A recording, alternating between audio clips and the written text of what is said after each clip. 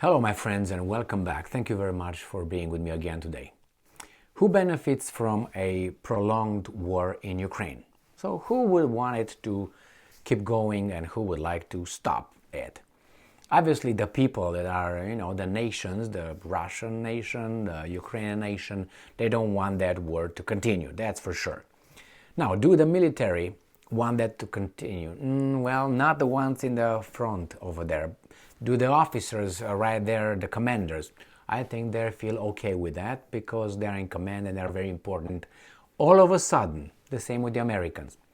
When the generals are just doing applications and war games and all that, they're not important. When there is a war, they are very important. Well, we all have ego and they have it too. Now, would Zelensky would like the war to continue? I would say for the same reason, yes, because he's in charge, he's a very important person. If the war ends today, he's unimportant, or at least his importance drops. So I don't think he wants that. You can say, well, Zelensky could be, assassinated and all that. No, because I think if they wanted him gone, they would have gotten him gone a long time ago. So he's safe. I think he's the safest one, as long as he's doing what is asked by Zimbabwe. Remember what Zimbabwe is here. Do the Russians want? No, they wanted to finish things quickly as possible. Remember at the beginning, they're not how should I put it? They're not profiteering out of this. They have sanctions. People are dying. Putin is getting older. You say, well, he is important like Zelensky. He was always important. Zelensky is all of a sudden important as a clown. From a clown, he became very important. So it's a different story. The other guy had a little bit of, under his belt, black belt, by the way. So anyway, then whom? Let's see the Americans. Would the Americans want this to be prolonged? Well, they would want it probably to end now with the defeat of Russia. The whole thing is, when I say Americans, I'm thinking about the leadership and the Western, they're dragging after them in all this. They would want that to be done, but Russia kneeled and get the resources as fast as possible, take control over the Russian nuclear weapons, and we have peace. Peace on earth finally. Oh, wait, next is China. My bad. But China probably would learn after this and say, okay, maybe we should mind our business, or maybe they will get tougher. And then we have to take care of India, and then we have to take care of everybody else who did not support us in kneeling and bending Russia over. So this is that, but I can tell you who would like this war to keep going. First, I think is the generals, the military brass, the guys on top, not the ones in the field, not those ones. The military, the brass, the generals who are all of a sudden important out of being just over there somewhere. And the second one is the arm manufacturing companies, the weapons. Yeah, they will never want this war to end. Ever, never, ever, never, never. So they would not want. The banks definitely don't want that to happen, or happen after a while where they can come and issue some loans for reconstruction. So that's good. And then what else? Energy companies. The energy companies, I'm talking about global big ones, not the little dogs. No, the big dogs. They want, they make a profit as it is right now. And then after Russia gets kneeled and bent over with her pants down, then they will go and do what they do best. And that would be why. Take over, because the contracts would be awarded as Chevron is allowed in Venezuela. The same, a few companies will be allowed to the Russian resources in the east, right? Right. So I think this makes a overview of who's who, what's what. Who's losing? We are losing. Inflation, and we're asked to pay more for electricity and all that, and other stuff, and the people directly involved, the population of, as I said, Ukraine and Russia. But we have here some people who think that we are idiots, okay?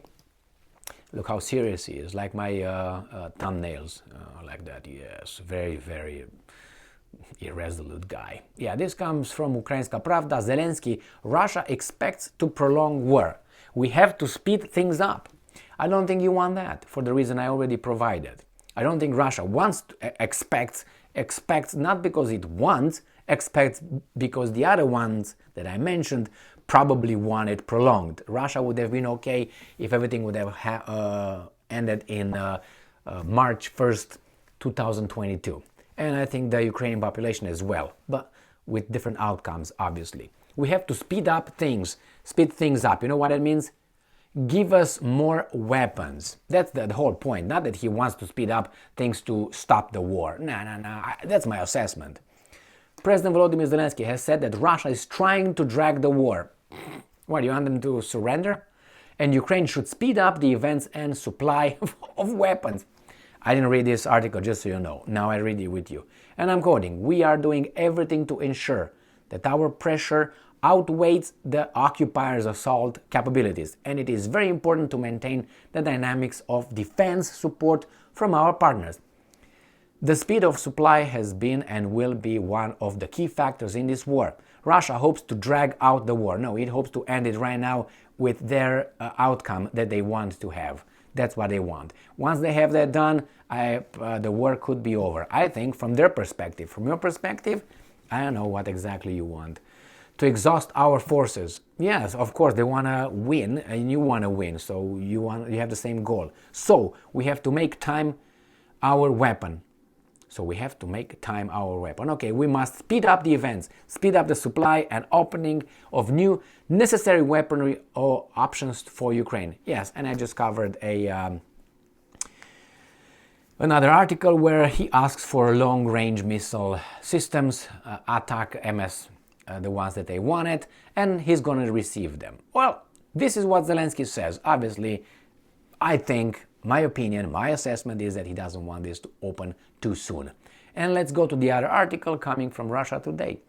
And here the title reads, Pentagon think tank warns against long war in Ukraine. And this think tank will warn us why it's not beneficial for the US to have a long war. And it says costs of continued conflict outweigh further benefits to the US, a Rand Corporation study says. Well, as I stated, there are companies that make a lot of profit, my friends. So maybe the US, meaning you and I, will not benefit out of it. But there are some people, some businesses that really make a lot of profit. While both Moscow and Kiev think they will benefit from continued fighting, well, they want to stop it, but with different outcome. Such a turn of events does not serve Washington's best interest. The Pentagon's think tank Rand Corporation argues in a new report published on Friday, authored by Samuel Sharap, I'm guessing, and Miranda Pribe. Avoiding a long war accepts the prevailing premises about the conflict, but notes that U.S. interests, and I'm quoting, often align with but are not synonymous with Ukrainian interests, end quote. According to the authors, the conflict had already inflicted significant economic, military, and reputational damage on Russia, so it, and I'm quoting, further incremental weakening is arguably no longer as significant as a benefit for U.S. interests, end quote. And, well, in short, the consequences of a long war ranging from persistent elevated escalation risk to economic damage far outweigh the possible benefits. You see, if you look at whose economies are in bad shape, they're all, but you'd have to look at it, who's getting destroyed. I think the European industries are getting mostly destroyed before the US. The US still has resources. The US, as it is still ahead of the European countries. So I don't think that actually US really is ready to say, you know what, let's pull the plug on Ukraine. No, because Russia is not where they wanted it to be. They expected Russia to collapse in, remember, 3 days, the ruble to get into ruble, and that didn't happen. And that was supposed to happen because of the SWIFT, of sanctions, embargo or caps and all that. It didn't happen. That's bad bad assessment of the situation coming from these economists and experts and analysts and big heads over there. No, it didn't happen. The Russians seem to have thought it through long before these guys started looking at it with their little brains that are not there anymore, I guess. But hey, maybe they play their role by prolonging the war. Some real interests are making a lot of money, and maybe that's the goal for some. And I will always use this as an example. When George W. Bush, remember the second Bush, was doing all these crazy things, invading this, invading that, and doing, I was thinking, what the hell, this guy is doing all the wrong things. The wrong things. And actually, if you look at this from a different light, I think he was doing all the right things for the right people. Because I thought that he's doing those old wrong things for us. But he was probably doing the right thing for them, if you know what I mean. And I was thinking, if I looked at it differently, I said, well, yeah, probably he's check marking each and every line on his list that he's got, and the list was not provided by the American electorate or people. It was provided by, I don't know, some other interests that, I don't know, provided a lot of campaign contributions. That's the way it works. I mean, imagine you are a candidate and you receive from, I'm just making a scenario. I mean, I'm leaving legality to the side and the cap limits. I'll find ways to donate to you a few millions. I donate to you, let's say, 10 millions for a campaign through all kind of CPACs and all that BS. They made all these kind of things. And Michael donates to you $100. And then after you get elected, and I call you versus Mike or Gigi. Let's say Gigi calls you and you have a telephone, 2 lines. Gigi calling and at the same time I call. Who do you think you're going to pick up the phone? You're going to pick my phone and you're going to ignore Gigi forever. That's obvious. And by the way, why?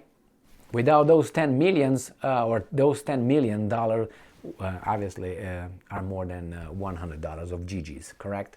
So there you have it. So when Bush did that, the decisions that I considered, oh my God, what the hell is this?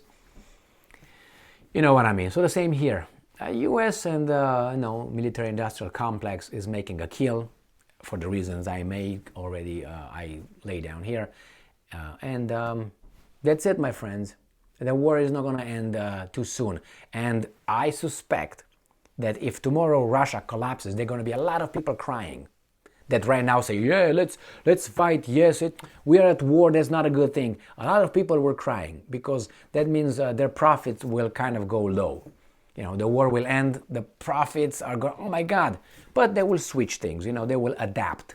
And they will be always ahead for the reasons I told you. I donated $10 million. This guy donated $100. So these guys will, I will adjust, or that guy is going to adjust to what I'm going to suggest. Thank you very much for being with me again today. Stay strong, stay smart, look for the truth, and be just.